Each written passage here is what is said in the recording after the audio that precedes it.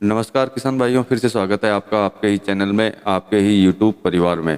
आज वापस बात करेंगे बॉर्डर के प्याज के भाव की चर्चा करेंगे। बॉर्डर पे क्या सिचुएशन चल रही है, क्या नहीं चल रही है, और भाव भी थोड़ा बहुत जानने की कोशिश करेंगे। जितने भाव मिले हैं वो भाव देंगे आपको, तो वीडियो पूरा देख के जाइएगा। और चैनल पर नए आए हैं तो चैनल को सब्सक्राइब कर लीजिएगा।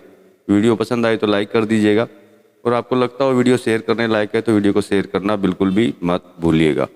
तो सबसे पहले तो कल के वीडियो के बारे में एक बार बोल देता हूँ आपको। कल जो मैंने वीडियो बनाया था निर्यातक के लिए, तो आपको लगता हो कि आपको सीखना है तो चैनल को ज्वाइन करना आप स्टार्ट कर दीजिए, क्योंकि कल या परसों से पहला वीडियो मैं उसके अंदर डाल दूंगा।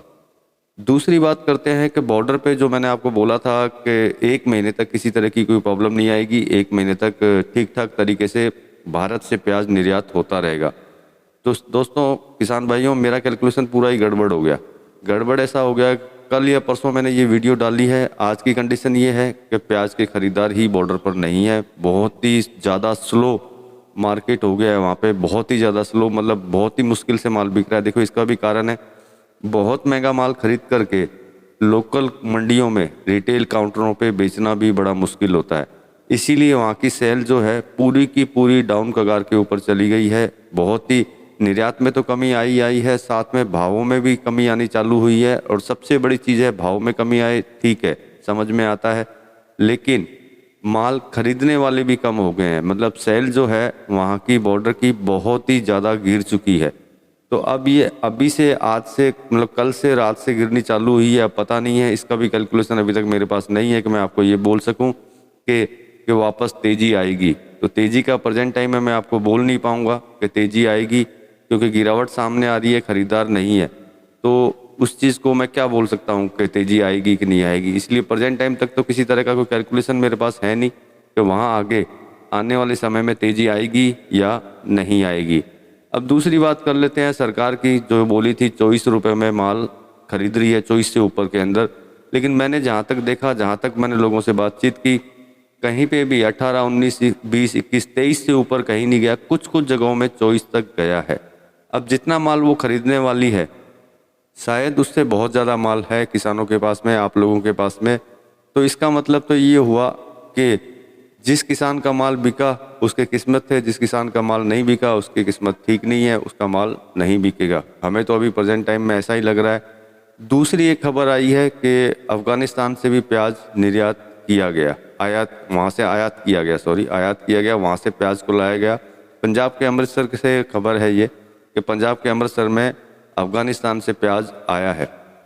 तो किसान भाइयों, मेरे तो ये समझ में नहीं आ रहा, एक तो यहाँ की सिचुएशन वैसे भी ठीक नहीं हो रही, 40% की ड्यूटी लग गई, उधर बॉर्डरों के ऊपर सेल कम हो गई, और इधर अफगानिस्तान से भी प्याज लाने के लिए हाँ कर दी गई और उसको मंगा करके भारत की मंडियों तक पहुँचा दिया गया।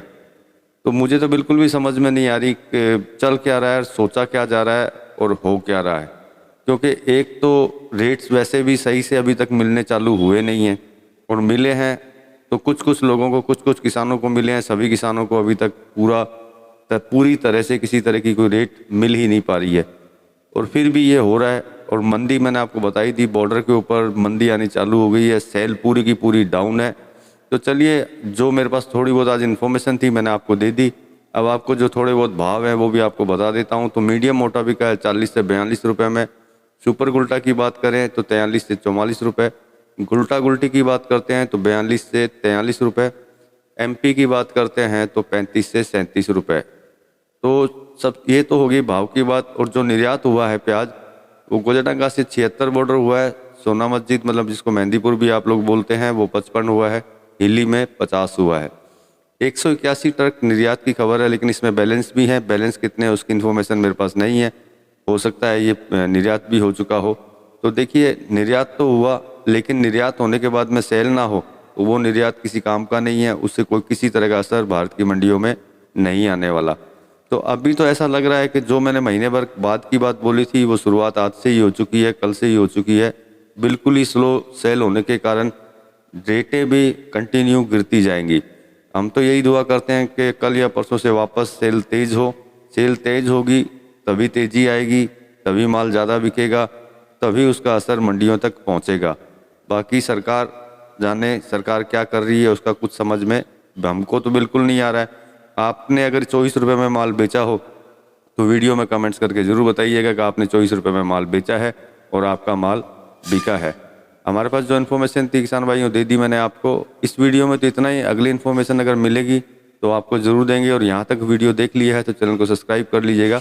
वीडियो पसंद आए तो लाइक कर दीजिएगा, लगता हो शेयर का लाइक तो शेयर करना बिल्कुल भी मत भूलिएगा। मिलते हैं अगले वीडियो में। जय जवान जय किसान।